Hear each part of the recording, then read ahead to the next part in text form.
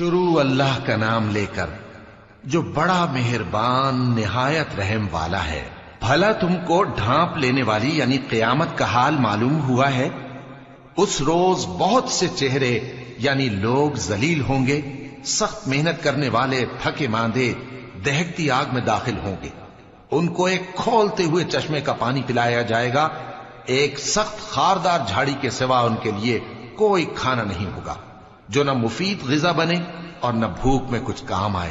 بہت سے چہرے یعنی لوگ اس روز شادماں بھی ہوں گے، اپنی محنت کے بدلے پر خوش، بہشت بری میں وہاں کسی طرح کی لغو بات نہیں سنیں گے، اس میں چشمے بہ رہے ہوں گے، وہاں تخت ہوں گے اونچے اونچے اور کٹورے قرینے سے رکھے ہوئے اور گاؤ تک یہ قطار کی قطار لگے ہوئے اور نفیس مسندیں جگہ جگہ بچھی ہوئی۔ تو کیا یہ لوگ اونٹوں کی طرف نہیں دیکھتے کہ کیسے عجیب پیدا کیے گئے ہیں، اور آسمان کی طرف کہ کیسا بلند کیا گیا ہے، اور پہاڑوں کی طرف کہ کس طرح کھڑے کیے گئے ہیں، اور زمین کی طرف کہ کس طرح بچھائی گئی؟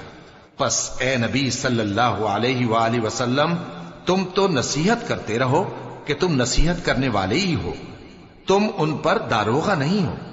ہاں، جس نے منہ پھیرا اور نہ مانا تو اللہ اس کو بہت بڑا عذاب دے گا۔ بے شک ان کو ہمارے ہی پاس لوٹ کر آنا ہے، پھر ہمارے ہی ذمے ان سے حساب لینا ہے۔